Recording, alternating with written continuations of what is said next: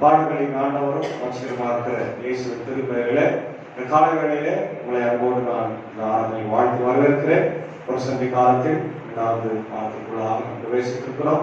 இந்த ஆராதனை ஆரம்பம் பிதா குமாரன் பரிசுத்தாவின் நாமத்தில். ஆமென். கர்த்தரை நோக்கி ஜெபிப்போம்.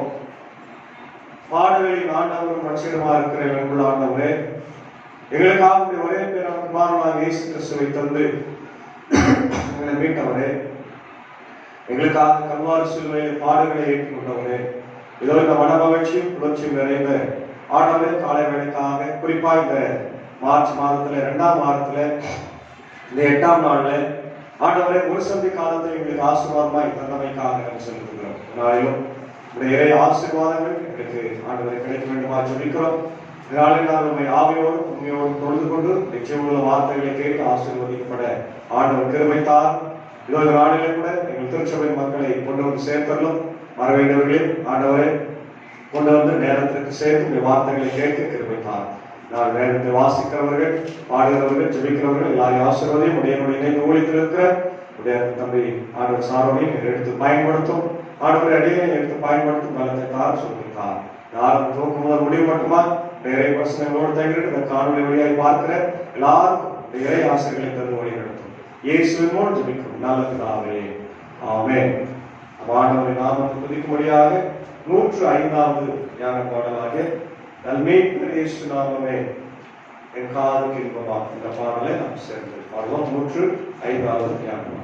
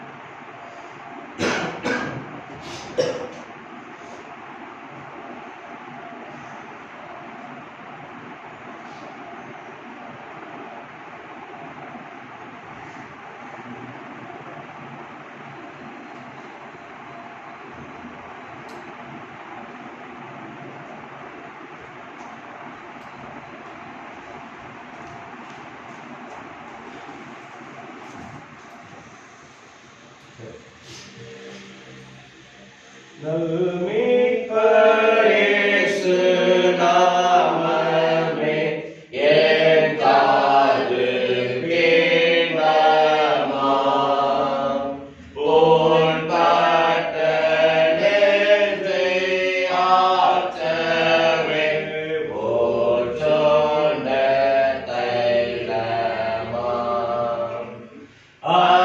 நாமம் நெய்த ஆவி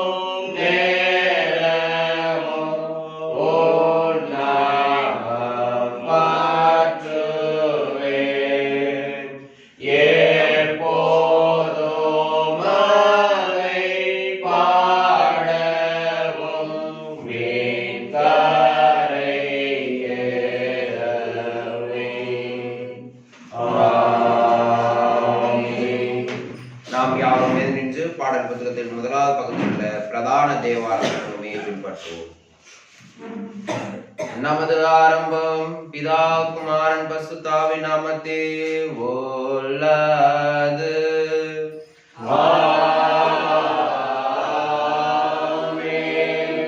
கர்த்தருக்குள் பிரியமானவர்களே, நமது பிதாவாகிய கடவுளிடம் கபடம் செய்கிறது முழுவலாயாண்டி சேர்ந்து நமது பாவங்களை அவருக்கு அறிக்கையிட்டு அவைகளை மன்னிக்க நமது இரட்சகராகிய இயேசு கிறிஸ்துவின் நாமத்தில் அவரை கெஞ்சி கேட்போம். வாருங்கள். நமக்கு சகாயம் கர்த்தருடைய திருநாமத்தே ஓலாது. வானத்தையும் பூமியையும் உண்டாக்கினவர்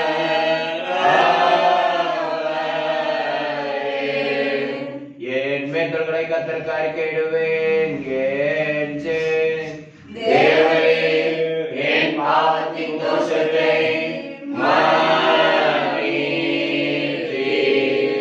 சர்வ வல்லவரான கடவுளே, எங்கள் சிருஷ்டிகரும் மீட்பரும் மாணவரே, ஏழை பாவிகளாகிய நாங்கள் சுபாவத்தின்படி பாவமுள்ளவர்களும் தீட்டோடுமாயிருக்கிறோம் என்றும் மனதினாலும் வாக்கினாலும் நடக்கையினாலும் உமக்கு விரோதமாய் பாவம் செய்தோம் என்றும் அறிக்கையிடுகிறோம்.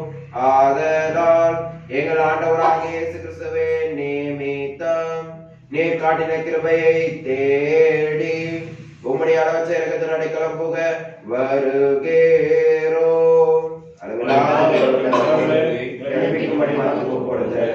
ஒரே குமாரன் நிமித்தம் எங்களுக்கு வேண்டி எங்கள் பாவங்களை எல்லாம் மன்னித்தருளும்.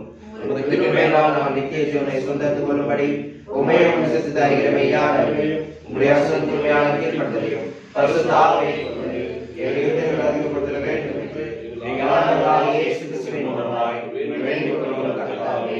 ஆமென்.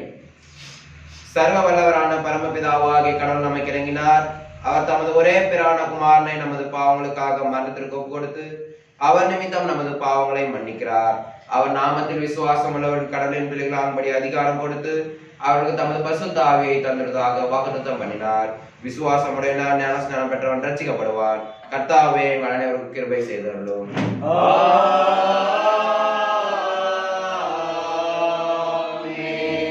நின்றவனமாக பாடல் புத்தகத்தில் 85வது பக்கத்தில் உள்ள ஒரு சந்தியின் 3வது நேரக்குரிய ஆரம்ப வாக்கியத்தை பின்பற்றுவோம். என் கண்கள் எப்போதும் மிகவும் நோக்கியிருக்கின்றன. அவரே என் கால்களை வலையில் இருந்து விடுவிப்பார். என் முகமாய் திரும்பி எனக்கு இறங்கி யாரோலும் நான் தனித்தவன் சிறுமையானவன்.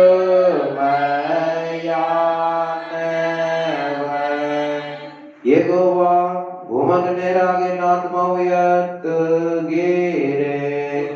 என் கடவுளே, உம்மில் நம்பிக்கை வைத்திருக்கிறேன். நான் வெட்கத்துக்குள்ளாகாதபடி செய்யும்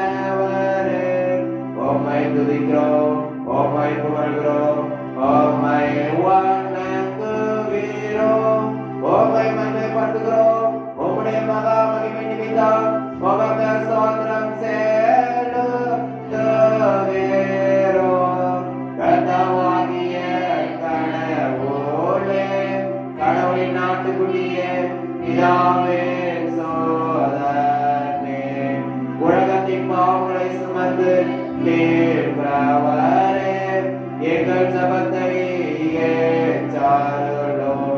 பிதாவின் வலது பக்கத்தில் இருக்கிறவரே, எங்களுக்கு இரங்கும். இயேசு கிறிஸ்துவே, உம்முடைய பிதாவே மகிமையிலே பரிசுத்த ஆவியோடு நீர் ஒருவர் பரிசுத்தர், நீர் ஒருவர் ஆண்டவர், நீர் ஒருவர் உன்னதமானவராய் இருக்கிறீர். ஆமென். கர்த்தரோடு இருப்பாராக, அவரும் ஆவியோடு இருப்பாராக. பிரார்த்தனை செய்வோமாக. சர்வ வல்லமை உள்ள கடவுளே, தாழ்மையான உமது அடியாரை கண்ணோக்கி பார்த்து நாங்கள் கொண்டிருக்கிற விருப்பங்களை நிறைவேற்றி எல்லா சத்துருக்களுக்கு விரோதமாய் மகத்துவமான உமது கரத்தை நீட்டி எங்களை ரட்சிக்க வேண்டும் என்று உம்மோடு பரிசுத்த ஆவியோடு ஏக கடவுளாய் பிழைத்து ஆண்டு கொண்டிருக்கிற உமது குமாரனாகிய எங்கள் நாதர் இயேசு கிறிஸ்துவின் மூலமாய் உம்மை வேண்டிக் கொள்ளுகிறோம்.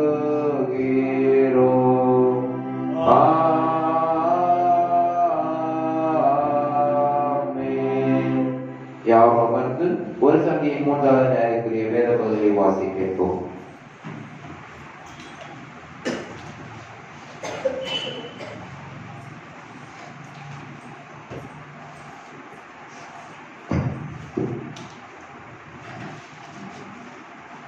சங்கீத பகுதி சங்கீதம் 1 to 9 வரை.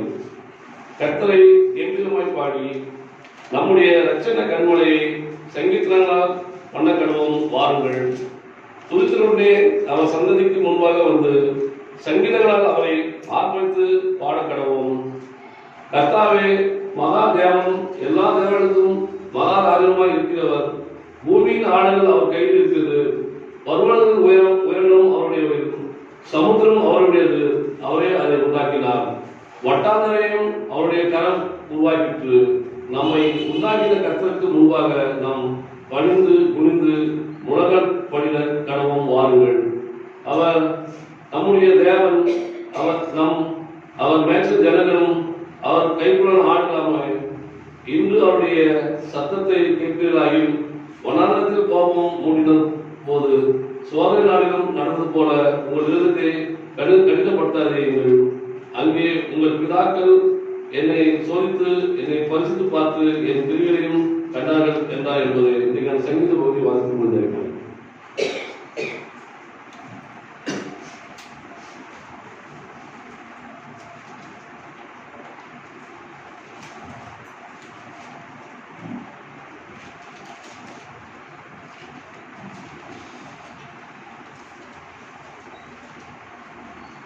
இன்றைய நாளுக்காக வாசிக்க வேண்டிய பழைய பகுதி யாத்திராகமம் 17ஆம் அதிகாரம் 1 முதல் 7 வரை.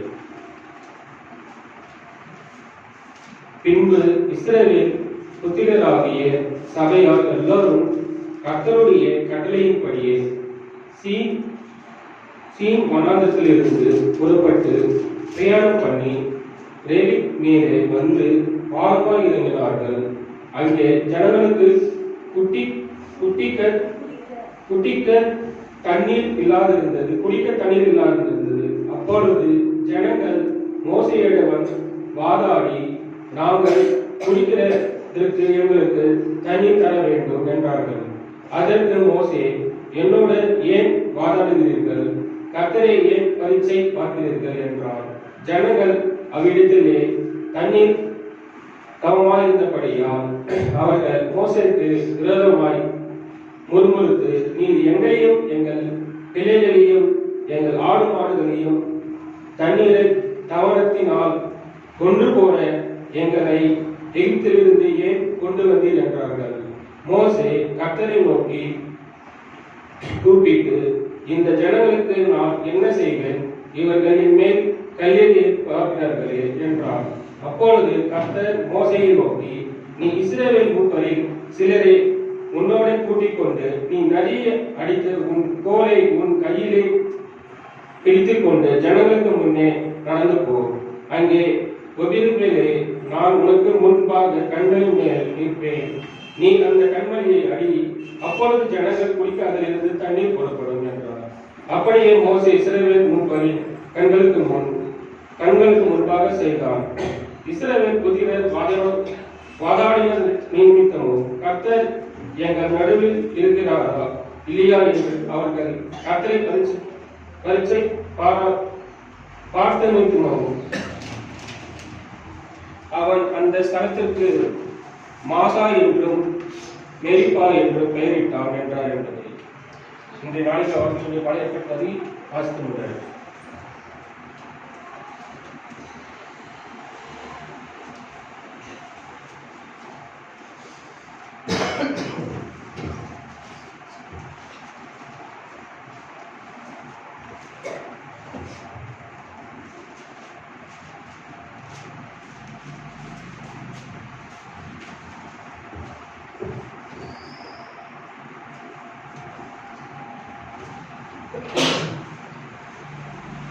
இதுக்காக வாசிக்க வேண்டிய நிருப பகுதி அது ரோமர் 5ஆம் அதிகாரம் 1 முதல் 8 முடிய. இவ்விதமாக நம் விசுவாசத்தினாலே நீதிமான்கள் ஆக்கப்பட்டிருக்கிறபடியால் நம்முடைய கர்த்தராகிய இயேசு கிறிஸ்துவின் மூலமாய் தேவனிடத்தில் சமாதானம் பெற்றிருக்கிறோம். அவர் மூலமாய் நாம் இந்த கிருபையிலே பிரவேசிக்கும் சிலாக்கியத்தை விசுவாசத்தினால் பெற்று நிலை கொண்டிருக்கிற தேவ மகிமையை அடைவோம் என்கிற நம்பிக்கையினாலே மேன்மை பாராட்டுகிறோம். அது மாத்திரமல்ல, உபத்திரவம் பொறுமையும், பொறுமை பரீட்சையும், பரீட்சை நம்பிக்கையும் உண்டாக்குகிறது என்று நாங்கள் அறிந்து உபத்திரவங்களே மேன்மை பாராட்டுகிறோம். மேலும் நமக்கு அருளப்பட்ட பரிசுத்த ஆவியினாலே தேவ அன்பு தம்முடைய இருதயங்களில் ஊற்றப்பட்டு இருக்கிறபடியால் அந்த நம்பிக்கையை நாம் வெட்கப்படுத்தாது. அன்றியும் நாம் பலனற்றவர்களாய் இருக்கும் போதே குறித்த காலத்தில் கிறிஸ்து அக்கிரமக்காரருக்காக மரித்தார். நீதிமானுக்காக ஒருவன் மரிக்கிறது அரிது, நல்லவனுக்காக ஒருவேளை ஒருவன் மரிக்க துணிவான். நாம் பாவிகளாய் இருக்கையில் கிறிஸ்து நமக்காக மரித்ததினாலே தேவன் நம் மேல் வைத்த தமது அன்பை விளங்க பண்ணுகிறார். இதுக்காக வாசிக்க வேண்டிய நிருபத்தை வாசிப்போம்.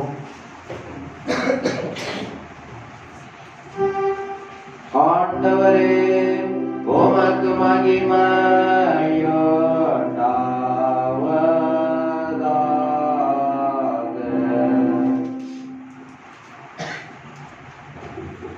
இன்றைக்காக வாசிக்க வேண்டிய சுவிசேஷ பகுதி யோவான் 4ஆம் அதிகாரம் 5 முதல் 26 வரை. யாக்கோபு தன் குமாரனாகிய யோசேப்புக்கு கொடுத்த நிலத்திற்கு அருகே இருந்த சமேரியாவில் உள்ள சீகார் என்னப்பட்ட ஊருக்கு வந்தார். அங்கே யாக்கோபினுடைய கிணறு இருந்தது. இயேசு பிரயாணத்தினால் இலைப்படைந்தவராய் அந்த கிணற்றின் அருகே உட்கார்ந்தார். அப்பொழுது ஏறக்குறைய 6 மணி வேளையாய் இருந்தது. அவருடைய சீஷர்கள் போஜன பதார்த்தங்களை கொள்ளும்படி ஊருக்குள்ளே போயிருந்தார்கள். அப்பொழுது சமரியா நாட்டால் ஆகிய ஒரு ஸ்திரீ தண்ணீர் மொள்ள வந்தாள். இயேசு அவளை நோக்கி, தாகத்துக்கு தா என்றார்.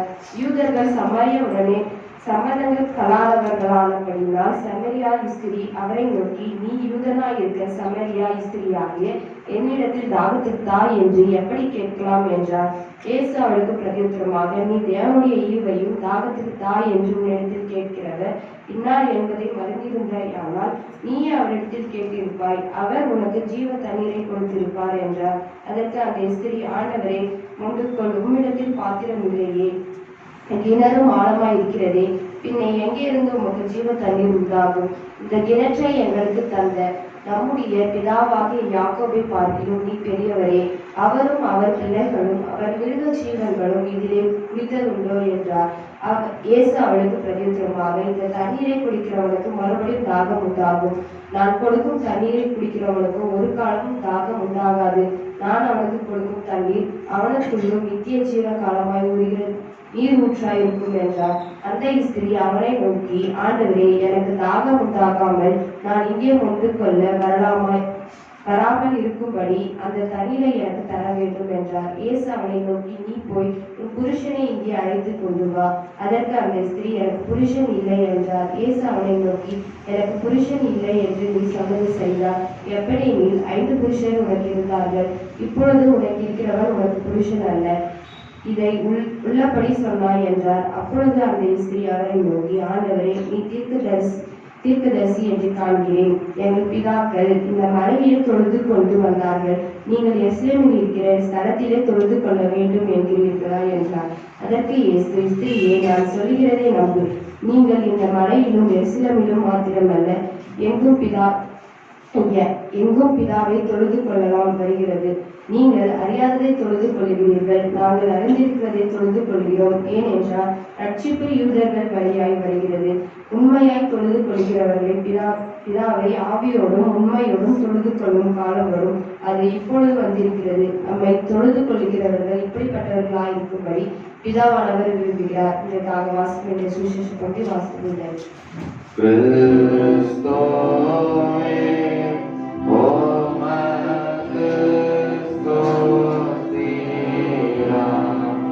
வாழ்வழிக்கும் வசனங்களை வாசிக்கிறோம்னா நம்முடைய விசுவாசத்தை அப்போஸ்தல விசுவாச பிரமாணத்தின் மூலம் பைபிளோட அறிக்கை செய்வோம். பரலோகத்தையும் பூலோகத்தையும் படைத்த சர்வ வல்ல பிதாவாகிய கடவுளை விசுவாசிக்கிறேன். அவருடைய ஒரே பேரான குமாரனும் நம்முடைய ஆண்டவருமாகிய இயேசு கிறிஸ்துவை விசுவாசிக்கிறேன். இவர் பரிசுத்த ஆவியினால் கர்ப்பத்தில் உபவித்து கன்னிமரியாத்தில் பிறந்து பொது பிலாத்துவின் கீழ் பாடுபட்டு சிலுவையில் அறைந்து மரித்து அடக்கம் பண்ணப்பட்டார். பாதாளத்தில் இறங்கி 3ஆம் நாள் மறுத்து உயிர் தெழுந்தார். மரணத்துக்கேறி சர்வவாகிய கடவுளை விசுவாசிக்கிறேன். அவ்விடத்திலிருந்து உயிரோரையும் மத்தியர் வருவார். விசுவாசிக்கிறேன். பொதுவான கிறிஸ்தவ சபையும் பசுவான ஐக்கியமும் பாவம் மன்னிப்பும் சரி உயிர்த்தலும் நித்தியமும் என்று விசுவாசிக்கிறேன். ஆமென். யாவரும் வந்து கர்த்தருடைய நாமத்தை மகிமைப்படுத்த பாடல் புத்தகத்தில் 206வது பாடலை பாடும். இம்மானுவேல் ரத்தத்தினால் என்று பாடுகிறோம்.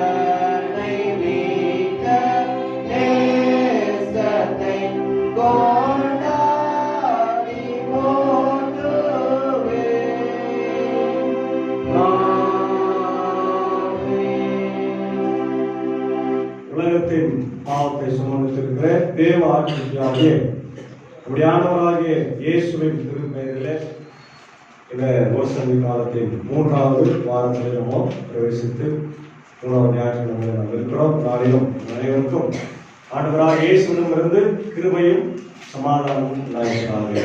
ஆமென். ஆண்டவராகிய இயேசு நாமத்திலே அனைவருக்கும் இந்த 2 கால ஸ்தோத்திரங்களை வாழ்த்துக்களை தெரிவித்துக் கொள்கிறேன். நன்றி சொல்லாமா? அல்லேலூயா, அல்லேலூயா, அல்லேலூயா.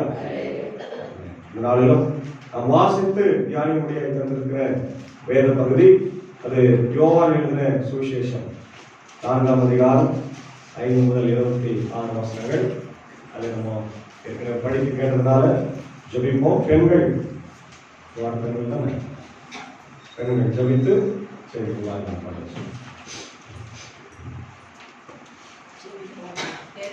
மாறாத எங்கள் நல்ல தகப்பனே, அப்போ ஆசீர்வதிக்கப்பட்ட காலை பொழுதுக்காக நன்றி சாமி. இதோ அந்த நாளில் கூட சாமி எங்களுக்காக ஆண்டவரே நீர் ஆயத்தப்படுத்தின மன்ன ஆண்டவரே நாங்கள் உட்கொண்ட ஆண்டவரை பலனரை கத்த உதவி செய்யுங்க சாமி. ஆண்டவர் பேசுகிறவர் மறைத்து நீர் வெளிப்படுங்க ஆண்டவரை, பேசுகிறவரோடு நீர் இருந்த 4 சத்தியத்தை அறிவிக்க கத்தத்தான் உதவி செய்து வழிநடத்துவோம். மீட்பர் ரட்சகமாக இயேசு நாமம் ஜெபிக்கிறோம் நல்ல பிதாவே. ஆமென். யோவான் 4ஆம் அதிகாரம் 14ஆம் வசனத்தை ஒருவர் வாசிக்கலாம். ஒரு காலம் தாகம் உண்டாகாது, நான் அவனுக்கு கொடுக்கும் தண்ணீர் அவனுக்குள்ளே நித்திய ஜீவகாலமாய் ஊறுகிற நீரூற்றாய் இருக்கும் என்றார். ஆமென். அல்லேலூயா. ஆண்டவருடைய பிள்ளைகளே, மனிதனுடைய வாழ்க்கையில அடிப்படையான தேவைகள் 3. என்னது? தண்ணீர், உணவு, உடை, இருப்பிடம்.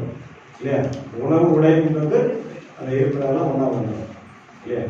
அந்த தண்ணீர் தான் முதல்ல காற்றும் சொல்லுவாங்க, ஏர், ஆக்சிஜன். ஏர் இதெல்லாம் வந்து நமக்கு அடிப்படை தேவை. இது இல்லைன்னா எந்த ஒரு உயிரினமும் வாழ முடியாது. அதாவது இந்த நாட்கள் நம்ம வெயில் காலத்துக்குள்ள எதுவாக வரும். இந்த வாரம் கண்டிப்பா அதிகமான வெயில் இருக்குன்னு சொல்லியிருக்கிறாங்க. போன வாரம் கொஞ்சம் குறைவா இருந்துச்சு. இப்போ அதுவும் பகல் நேரத்தில் அதிகமான வெயில் இருந்தது. நம்ம பார்க்க காலையில் கொஞ்சம் குளிர்ச்சியா இருந்தாலும் 8 மணி 9 மணிக்கு மேல அதிகமான வெயில் தாக்கம் இருக்கு. இப்போ வெயில் அதிகமா இருக்கும்போது நமக்கு தானாவே உடல் என்ன தேடும்? தண்ணீரை தேடும். ஏன்னா நம்முடைய ரத்தம் எல்லாம் சுண்டும். எல்லாம் ஏன் தண்ணி அதிகமா குடிக்கணும்னா நம்ம உடல்ல இருக்கிற ரத்தம் சுண்டக்கூடாது. சுண்டலைன்னா வாழ்க்கை முடிஞ்சிடும். அவ்வளவு ரத்தம் ஓடினே இருக்கு, ரத்தம் நிக்க கூடாது இல்லையா? அதனால அந்த ரத்தத்தை எளிமையாகணும். அதே போல நம்முடைய தாகம், ஏன்னா உடம்பு வந்து 75% தண்ணீரால ஆனதுதான். சுத்தி இருக்கிற உலகம் கூட அப்படிதான். 25 பாகம் தான் நம்ம மண்ணில் இருக்கிறோம். அந்த கரை மீது 75 பாகம் என்னதான் தண்ணீர். ஒட்டுமொத்தம் கடல்ல சுனாமி வந்துச்சுன்னா 25 பாகமும் ஒன்றும்.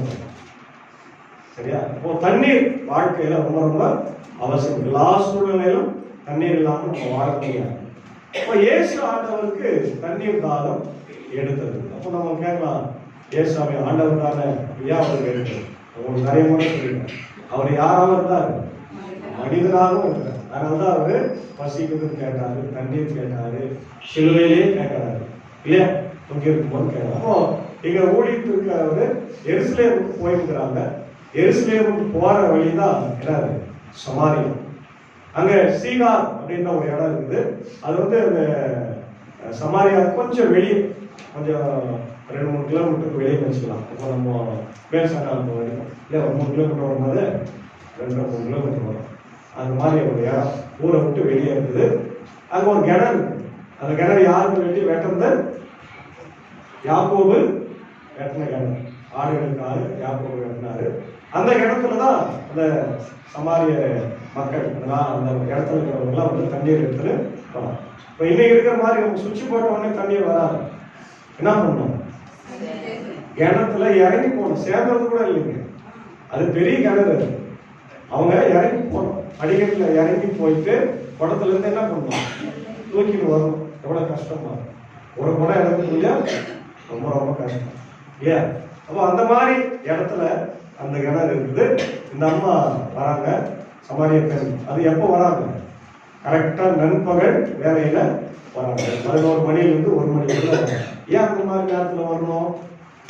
ஏன்னா அந்த அம்மாவுடைய வாழ்க்கை, தனிப்பட்ட வாழ்க்கை கொஞ்சம் மோசமா இருக்கு. அந்த அம்மா கணவனோட வாழல. பல கணவர்கள் இருந்துட்டு போயிட்டாங்க, குழந்தை இல்லை. ஆனாலும் அவங்க இன்னொரு ஏதோ துணையோட வாழ்ந்தாங்க. அப்ப அந்த அம்மா காலையில எல்லாரும் வரும்போது வந்தாங்கன்னா அவங்களுக்கு ஒரு கெட்ட பேரு வரும். எல்லாரும் திட்டுவாங்க, எல்லாரும் ஏசுவாங்க. சவுண்ட் அப்படிதானே.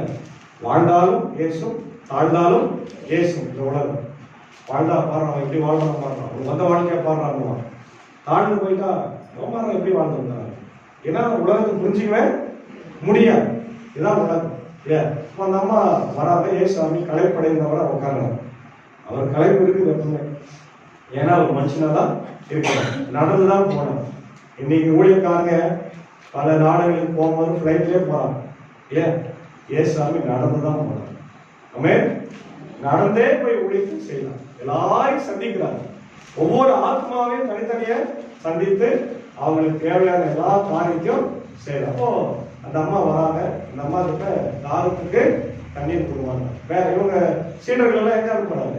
உணவு வாங்கி வரதுக்கு அந்த நகரத்துக்குள்ள அனுப்புறாங்க. அவங்க போயிருக்கும் போது இந்த அம்மா வராங்க. இந்த அம்மா பற்றி ஆண்டவருக்கு நல்லாவே தெரியும். அதனால அந்த அம்மா கிட்ட உரையாங்க. மனசு ரொம்ப வேதனையோடு இருக்கிறாங்க, ரொம்ப வருத்தப்பட்டு இருக்கிறாங்க. குடும்ப வாழ்க்கையும் இல்லை, குழந்தையும் இல்லை, சமாதானம் இல்லை, சந்தோஷம் இல்லை, எல்லாவற்றையும் இழந்து போயிருக்கு. ஏதோ ஒரு நடைப்பினமா வாழ்ந்து கொண்டிருக்கிறாங்க. ஆண்டவர் இந்த அம்மாவுக்கு இன்றைக்கு ஒரு நற்செய்தி நம்ம சொல்றோம். இன்னைக்கு இந்த அம்மாவுக்கு என்ன கொடுக்கணும்? ரட்சிப்பை கொடுக்க வேண்டும், சமாதானத்தை கொடுக்க வேண்டும் என்று சொல்லி அந்த அம்மாவோட பேசுறாரு இல்லையா? ஆண்டவர் இந்த அம்மா கிட்ட பேசுறாருன்னு அம்மா. அப்ப இந்த சமாரிய மக்கள் யார்? முதல்ல அதை நம்ம தெரிஞ்சுக்கணும். யார் அவங்க? இவங்களும் ஒரு வகையில யூதர்கள் தான். ஆனா என்ன பண்ணாங்க? அவருடைய பெண்களையும் அல்லது இவங்க ஆண்களையும் என்ன பண்ணாங்க? புறஜாதியரோடு கலப்பு பண்ணாங்க திருமணம். அப்படி கலப்பு பண்ணி உருவான ஒரு ஜாதி தான் யாரு? சமாரியர். ஆனா இவங்களும் ஒரு வகையில இந்த ரத்தம் வந்து யூத ரத்தம் தான் இல்லையா? சீகார் என்ற அந்த இடம் இருக்குது பாருங்க. ஆதியாகமம் 33ஆம் அதிகாரம் 18-19 படிங்க.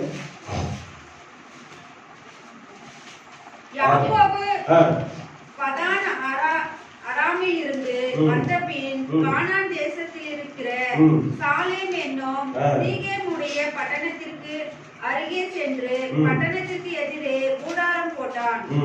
தான் கூடாரம் போட்ட வெளியின் நிலத்தை சீகேமின் தகப்பனாகிய எமோரியின் புத்திரர் கையிலே 100 வெள்ளி காசுக்கு கொண்டு அங்கே ஒரு பலிபீடத்தை கட்டி அதற்கு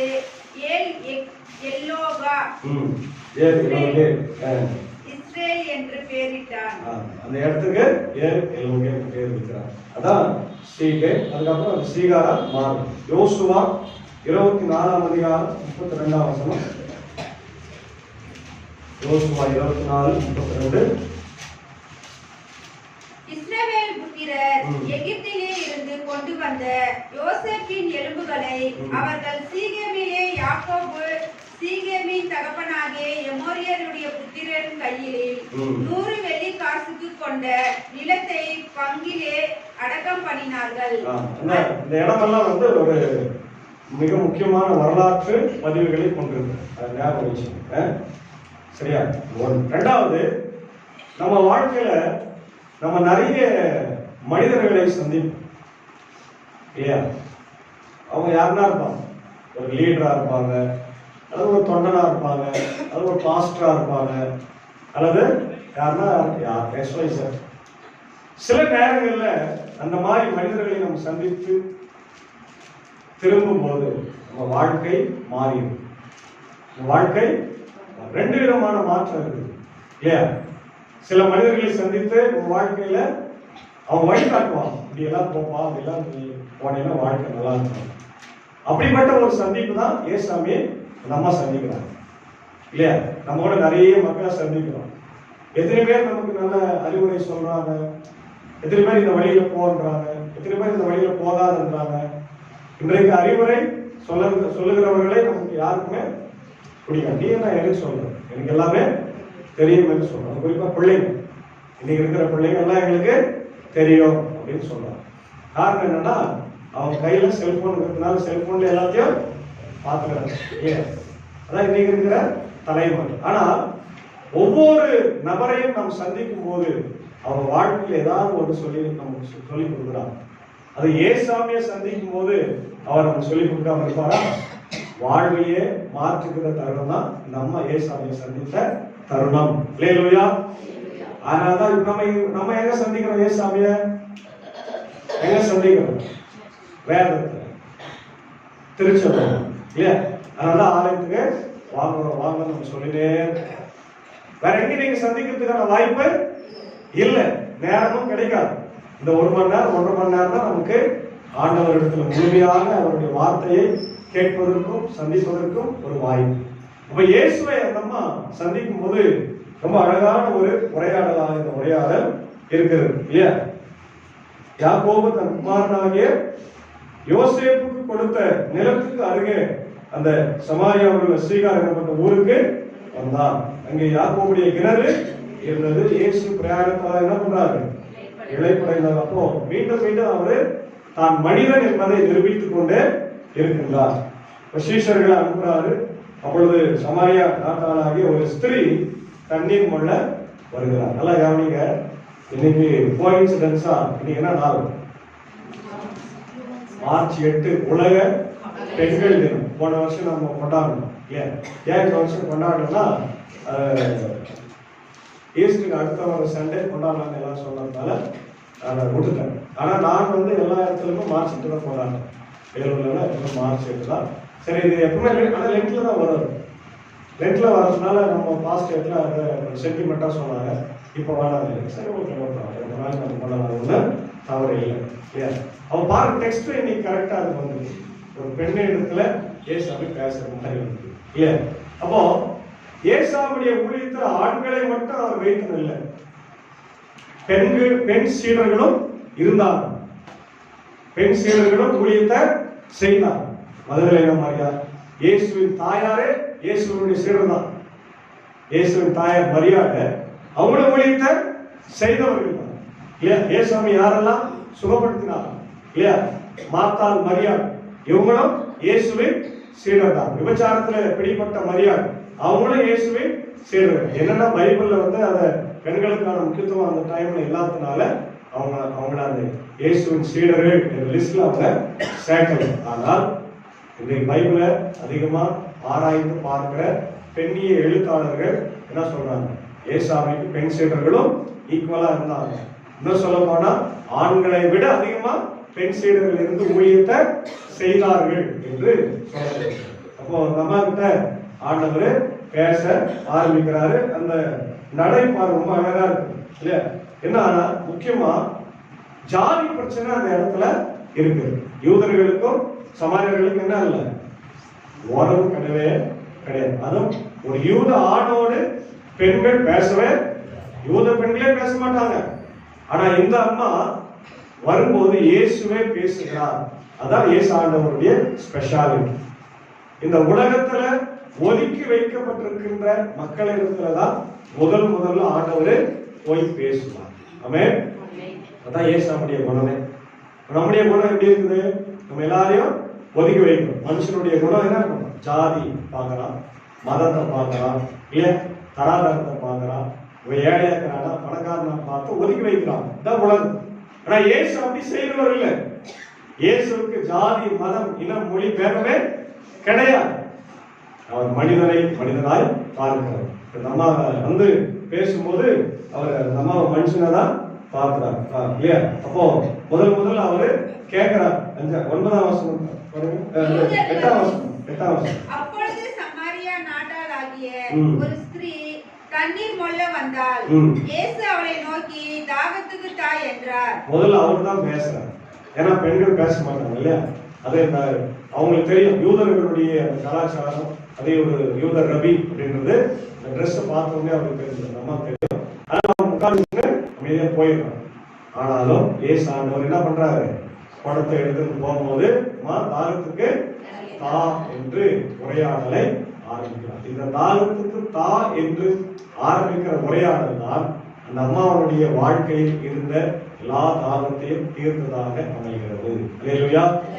இன்னைக்கு நம்ம தாகத்தோடு வந்திருக்கோம். நிறைய கஷ்டம் இருக்கும், ஒவ்வொருடைய வாழ்க்கையில நிறைய பிரச்சனைகள் இருக்கும், வேதனைகள் இருக்கும், துன்பங்கள் இருக்கும், துயரங்கள் இருக்கும், வெளியே சொல்ல முடியாத அளவுக்கு மன பாரங்கள், மன வலிகள் எல்லாம் இருக்கும். அந்த தாகத்தை தீர்க்கிறவர் இயேசுதான். ஆமென். வேற யாரும் தீர்க்க முடியாது.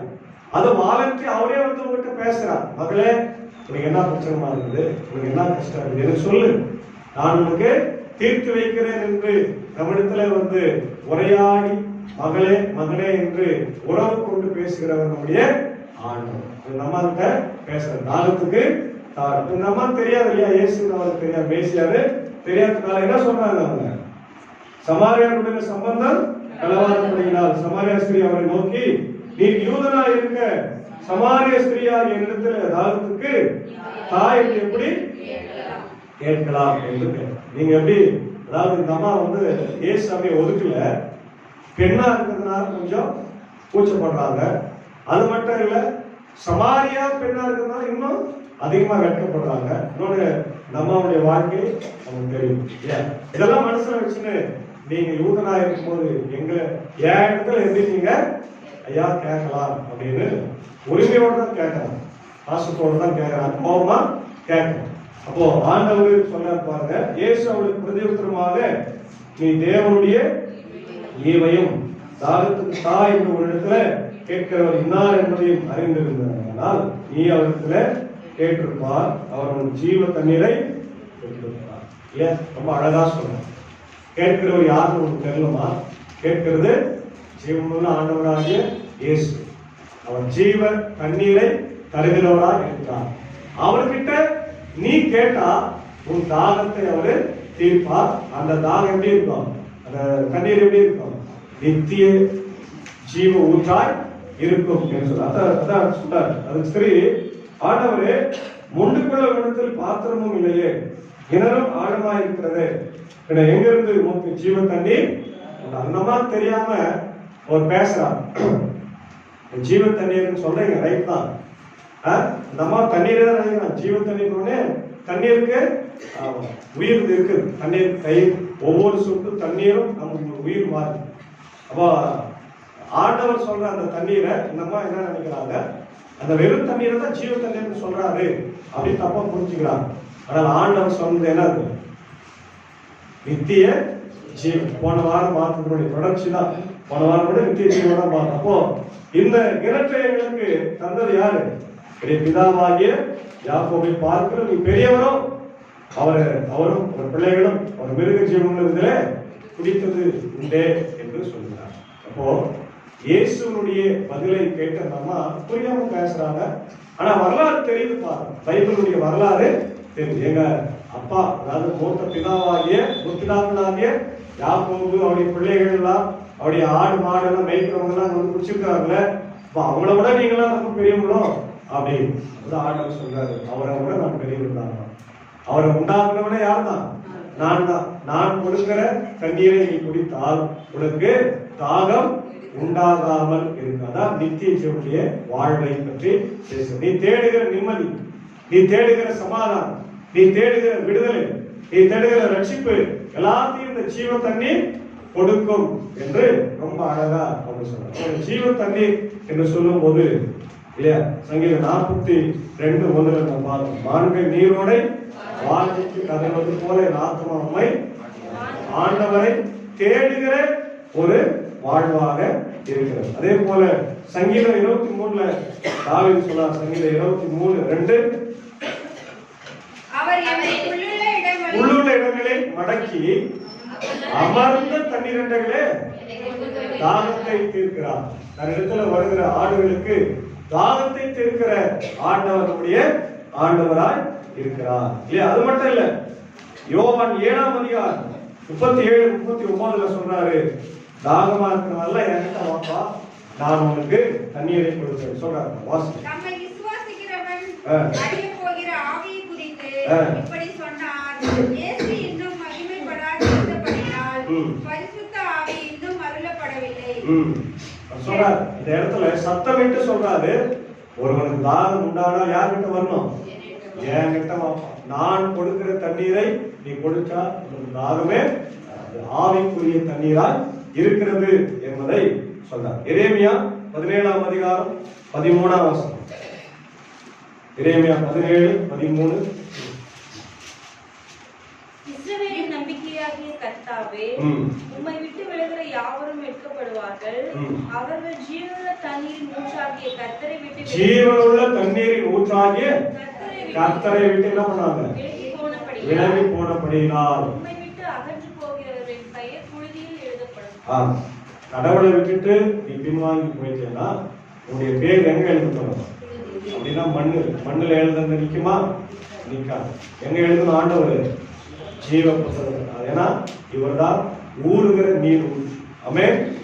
ஜீவ நீர் ஊற்றாக இருக்கிறார். யோவான் 6ஆம் அதிகாரம் 51ஆம் வசனம். யோவான் 6:51. ஜீவ அப்பம், இந்த அப்பத்தை புசிக்கிறவன் என்றென்றைக்கும் பிழைப்பான். நான் கொடுக்கும் அப்பம் உலகத்தின் ஜீவனுக்காக நான் கொடுக்கும் என் மாம்சமே என்றார். இதுக்கப்புறம் நம்ம முதல்ல பார்த்தது நித்திய ஜீவன். இந்த நித்திய ஜீவனை எப்படி நம்ம பெற்றுக்கொள்வது? இயேசுவின் ரத்தத்தையும் சரீரத்தையும் புசிக்கணும். நல்லா கவனிங்க. திராட்சை ரசம் கலக்கும் போது அதுல ஒரு ஃபார்முலா இருக்கு. என்ன பண்ணுவாங்கல்ல, பார்த்துக்கீங்க. கலக்கும் போது யாரும் பார்த்துக்கலாம். தண்ணி ஊற்றும். தண்ணி அதுல தியாகி இம்பாக்ட்ஸ் இது. ரத்தம் என்பது இயேசு, திராட்சை ரசம் இயேசுடைய ரத்தம். தண்ணீர் இருக்கிறது யாரு? வெறும் தண்ணீர். நம்ம ஏசாமி கூட அவரு நம்ம கூட சேர்றாரு. அதுதான் அதனுடைய அர்த்தம். அது அப்போ அது மாமிசம், ஏசாமியுடைய மாமிசம். அதே போலதான் இங்க ஜீவ தண்ணீராகிய இயேசுவை நாம் குடிக்கிறோம். எப்படியே ரத்தத்தின் வழியாக அவர் நமக்குள்ள வரும்போது நமக்குள்ள இருக்கிற வாழ்வு சாதாரண வாழ்வு அல்ல, அது நித்திய வாழ்வாய் மாறுகிறது. ஆமென். எல்லாத்துலயும் ஒரு விஷயம் இருக்கு. நம்ம செய்யற ஒவ்வொன்றுத்துலயும் விஷயம் நமக்கு தெரியாது, ஆனா கத்துக்கணும். அதெல்லாம் ஏன் விளைவித்து கொடுக்கிறோம், ஏன் சிலுவை வைக்கிறோம், சிலுவை வணங்கத்துக்காக வைக்கல, ஞாபகத்துக்காக வைக்கிறோம். அது ஒரு சின்ன போலதான். சிலுவை வணங்குறது இல்லை. இதெல்லாம் இருக்கு. 2 கேண்டல் ஏன் வைக்கிறோம்? பழைய உடன்படிக்கை, புதிய உடன்படிக்கை. பழைய ஏற்பாடு, புதிய ஏற்பாடு. அப்புறம் அவ்வளவுதானா? உலகத்திலிருந்து நித்திய ஜீவனுக்கு போனோம். 2 நிறைய இருக்கு. நிறைய நம்ம சொல்லினேன் போனோம். அதனால கடவுளுடைய வார்த்தைகளை நம்ம தெளிவா கவனமா தெரியும். அப்போ இந்த நித்திய ஜீவனை தருகின்றது தான் ஆண்டவருடைய இந்த ஜீவ தண்ணீரா. இன்னும் சில வசனங்களை வாசிக்கலாம். வெளிப்படுத்தின விசேஷம் 21:6. வேகமா படிக்கலாமா? அன்றியோ அவர் என்னை நோக்கி, ஆயிற்று, நான் அல்பாவும் ஒமேகாவும் ஆதியும் அந்தமாய் இருக்கிறேன். தாகமாய் இருக்கிறவனுக்கு நான் ஜீவ தண்ணீர் ஊற்றி இலவசமாய் கொடுப்பேன்.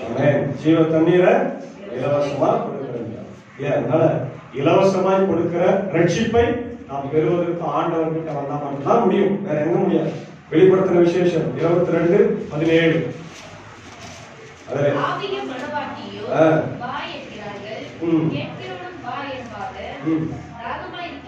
தாகமாய் இருக்கிறவன் வரக்கடவன், விருப்பமுள்ளவன் ஜீவ தண்ணீரை இலவசமாய் வாங்கிக் கொள்ள கடவன். ஜீவ தண்ணீரை இலவசமாய். அதே போல வெளிப்படுத்தின விசேஷம் 22:1-2. பின்பு பளிங்கை போல் தெளிவான ஜீவ தண்ணீர் உள்ள சுத்தமான நதி தேவனும் ஆட்டுக்குட்டியானவரும் இருக்கிற சிங்காசனத்தில் இருந்து புறப்பட்டு வருகிறதை எனக்கு காண்பித்தார். நகரத்தின் வீதியின் மத்தியிலும் நதியின் இரு கரையிலும் 12 விதமான கனிகளை தரும் ஜீவ விருட்சம் இருந்தது. ஜீவ தண்ணீர், ஜீவ விருட்சம், இதெல்லாமே ஜீவன் வருமா இல்லையா? ஜீவ தண்ணீர், ஜீவ விருட்சம், இதை எல்லாமே நித்திய ஜீவனுக்கு நம்மை அழைத்து செல்கிறது. அப்ப இயேசு தருகிற அந்த ஜீவ தண்ணீர் என்னன்னா அவர் உயிர், அவருடைய உயிர். கல்வாரி சிலுவையில அவருடைய உயிரை கொடுக்கும் போது போர் சேவகர் என்ன பண்றாரு? ஈட்டி எடுத்து அப்படியே விழா எழுப்புற மார்பு குத்தும்போது என்ன வருது? அவர் குடித்த தண்ணீரும் அவருடைய ரத்தமும் வெளியே வரும். அதான் ஜீவ தண்ணீர். அதுதான் நம்ம என்ன பண்றோம், திருவிழா வருது. அவருடைய ரத்தத்தையும் தண்ணீரையும் சரீரத்தையும் பருகும் போது நமக்கு நித்திய ஜீவன். அவர் தருகிற ஜீவ தண்ணீர் என்பது 2 வகையில் நம்ம சொல்லலாம். வசனம், ஜீவ வசனம், அதே போல நித்திய ஜீவன், அவருடைய ரத்தம், அவருடைய தண்ணீர், அவர் கொடுக்கிற வாழ்க்கை. தண்ணீர் என்பது வாழ்க்கையை குறிக்கிறது, நம்ம வாழ்க்கையை குறிக்கும். அப்போ அவர்கிட்ட வரும்போது நம்முடைய வாழ்வை ஆண்டவர் மாற்ற. இந்த அம்மாவுடைய வாழ்வு மாறதா இல்லையா?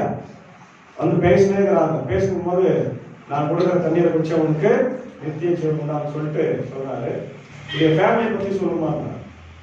அந்த அம்மா சொல்றாங்க, எனக்கு 5 கணவர்கள் இருந்தாங்க, இப்ப இருக்கிறவரும் கணவர்கள் இல்லை, பிள்ளைகள் இல்லை. இது சரியாக சொன்னாங்க.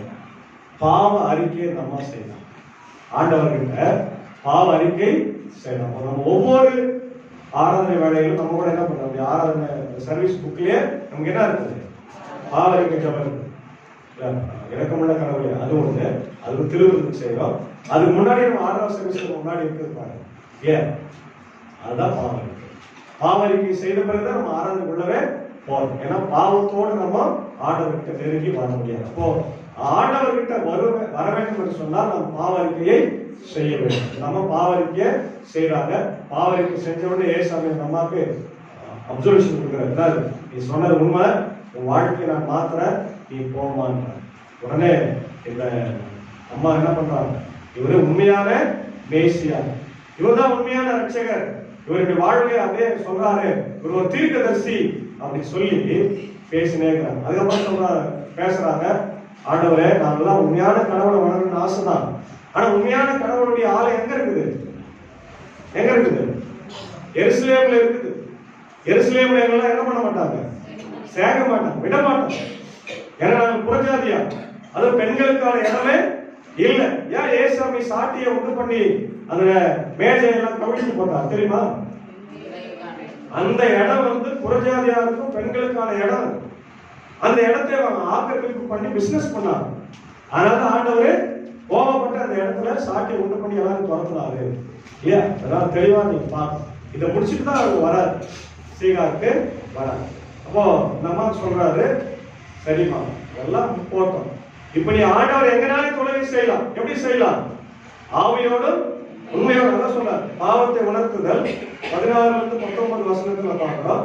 அதுக்கப்புறம் 28-30 வசனத்துல நீங்க பாத்தீங்கன்னா ஆராதனை பற்றி பேசிட்டு அவருடைய மாற்றப்பட்ட வாழ்க்கையை பற்றி பேசி கடைசியா சொல்றாங்க, நீங்க இப்ப எந்த இடத்துலனாலும் நீங்க ஆராதனை செய்யலாம். ஏசாமிய ஆண்டவரை பிதாவாகிய கடவுளை எங்க இருந்து வணங்கினாலும் அவர் உங்களுக்கு என்ன கொடுப்பாரு? ஆசீர்வாதத்தை கொடுப்பார். மலை மேல வணங்கினாலும் சரி, எருசலேம்ல போய் வணங்கினாலும் சரி, உங்க வீட்டுல நீ வணங்கினாலும் சரி, அவர்களை கிராமத்துல உட்கார்ந்து நம்ம ஜெபம் பண்ணி ஆண்டு வசனத்தை கேட்டாலும் சரி, எங்க இருந்தாலும் நம்ம என்ன கொடுக்குறாரு? மீட்பையும் ஆசீர்வாதத்தையும் தருகிறார். அதனால செய்ய வேண்டியது ஒரே ஒண்ணுதான். எப்படி செய்யணும்? ஆண்டவரை ஆவியோடும் உண்மையோடும் தொழுது கொள்ளுங்கள். இந்த முழு நேரத்தோடும் அவரை தொழுது கொள்ளும் போது அவர் நமக்கு வெளிப்படுகிறார். இல்லையா? ஆதியாகமம் 22:2.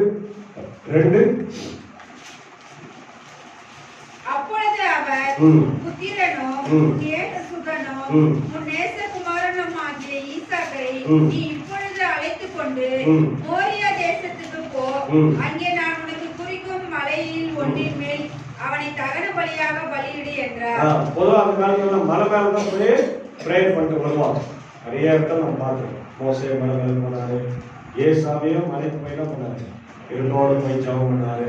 இதெல்லாம் வந்து அவங்களுடைய வழக்கு. ஏசு இங்க என்ன சொல்றாரு? நீ எங்கன்னா வணங்கணும். மலை மேல வணங்கு, மலைக்கு அடிவாரத்தில் தான் வணங்கு. ஆனா எப்படி வணங்கணும்? முழு இருதயத்தோடு விசுவாசத்தோடு நீ வணங்கினா நீ ஆண்டவரை கண்டுபிடிப்பார். அவன் நீ ஆண்டவரை சந்திப்பார். இப்போ எங்க வணங்கினாலும் இயேசு வாழ்க்கையை மாற்றுகிறவரா இருக்கிறார். நம்ம மாற்றப்பட்டவங்களாக போய் அவங்களுடைய வாழ்க்கையை பத்தியே கவலை பண்ணல. போய் அவங்க நேரடியா ஏசாமியை சந்தித்ததை பேசியாவை நான் பார்த்துட்டேன் அப்படின்ற நற்செய்தியை அந்த ஊரெல்லாம் ஓடி ஓடி அறிவித்தாங்க. நம்ம போய் அமைதியா இல்ல, போய் என்ன பண்ணாங்க? போய் அறிவித்தாங்க, நற்செய்தியை அறிவித்தார்கள். பிற்காலத்துல மிகப்பெரிய ஊழியக்காரியமாக நம்ம மாறினாங்க. மாற்றப்பட்ட வாழ்க்கை. இயேசு என்கிற ஒரு நபரை சந்தித்ததுனால அவங்க வாழ்க்கை மிஷனரி வாழ்க்கையாக மாறியிருக்கு. நம்ம வாழ்க்கை எப்படி இருக்கு? ஏசாமி நம்ம சந்திச்சுனே இருக்கிறோம். ஒவ்வொரு நாளும் சந்திக்கிறோம், வசனத்தை வாசிக்கிறோம், வேதத்தை படிக்கிறோம். டெய்லி ப்ரே பண்றீங்களா? வந்து கேள்விப்பட்டிருக்காங்க. எனக்கு வர முடியாத சூழ்நிலை, நிறைய இடத்துல போயிட்டே இருக்கிறதுனால வர முடியும். ஆனா நீங்க செய்யுங்க. ஐயர் எப்பவுமே கூட இருக்கிறார், இருக்கிறாங்க கூட. எனக்கு என்னன்னா நீங்க ஆரோக்கிய வாழ்க்கையில் இன்னும் அதிகமா வளரணும்ன்றதுதான். அதான் உங்களுக்கு அடிக்கடி நான் சொன்னேன் இல்லையா, போற இடத்துல எல்லாம் சபையாரை வளர்ப்பதுதான் என்னுடைய ஒரு பாணி, ஒரு ஸ்டைல். ஐயருங்களே பிரசங்கம் பண்றது ஓகே, அது என்னுடைய கடமை, எங்க வேலை. நீங்க பண்ணும் பிரசங்கம் அது எங்களுக்கு மிகப்பெரிய மகிழ்ச்சி. அப்ப நம்ம போய் நற்செய்தி அறிவிக்கிறாங்க, ஊரெல்லாம் சொல்றாங்க, ஏசியாவை நான் பார்த்துட்டேன், மேசியாவை பார்த்துட்டேன், அவர் எனக்கு நித்திய வாழ்வை கொடுத்திருக்கிறார். அந்த அம்மாவுடைய அவமானங்கள் அழிந்து விட்டது, கஷ்டங்கள் எல்லாம் மாறிவிட்டது, துன்பங்கள் மாறிவிட்டது. நற்செய்தி அறிவிக்கிற ஒரு மிகப்பெரிய கருவியாய் மாறினார். இதான் நம்முடைய வாழ்க்கை. நம்முடைய மாற்றப்பட்ட வாழ்க்கை இப்படிதான் இருக்கணும் இல்லையா? நம்மளும் நம்முடைய வாழ்க்கையில ஆசீர்வாதங்களை பெற்றிருக்கிறோம். இன்னைக்கு நம்ம எப்படி இருக்கிறோம்? மாற்றப்பட்ட வாழ்க்கையின் பிள்ளைகளாய் இருக்கிறோமா? நற்செய்தி அறிவிக்கிற பிள்ளைகளாய் இருக்கிறோமா என்ற கேள்வியோடு நிறைவு செய்கிறேன். கர்த்தர் இந்த திருவசனத்தினாலே ஒவ்வொருவரையும் விசேஷமாய் ஆசீர்வதித்து நாளே அனைவருக்கும் கிருபை செய்து காப்பாராக. ஆமென். எல்லாத்துக்கும் மேலான தெய்வீக சமாதானம் சிந்தனைகளை கிறிஸ்து இயேசுவுக்குள் காத்துவதாக. ஆமென். அனைவருக்கும் அகில உலக மகளிர் தின நல்வாழ்த்து. எல்லா மகளிர்களுக்கும் என்னுடைய அன்பின் வாழ்த்துக்கள். மகளிர் இல்லை என்றால் என்ன இல்லை? ஒண்ணுமே எதுவுமே. மகளிர் இல்லைன்னா ஒண்ணு குடும்பமே இல்லை, சபையும் இல்லை, உலகமே. நீங்க தான் மிகப்பெரிய சக்தியா இருக்கிறீங்க. அதனால நீங்க தொடர்ந்து எல்லா வேலையும் என்ன பண்ணுங்க, செய்யுங்க. ஆண்டவருக்காக ஊழியத்தை செய்யுங்க. குடும்பத்தை தாங்குங்க, பிள்ளைகளை தாங்குங்க, கணவரை தாங்குங்க, சபையை தாங்குங்க, ஜெபிங்க. கர்த்தர் நிச்சயமா உங்களை கொண்டு பெரிய காரியத்தை சாதித்து, சபையில் பெண்களை கொண்டு பெரிய மாற்றங்களை செய்தவர் அந்த சபையிலும் செய்ய வல்லவரா இருக்கிறார். எழுந்து நின்று நம்ம ஸ்தோத்திர பாடலை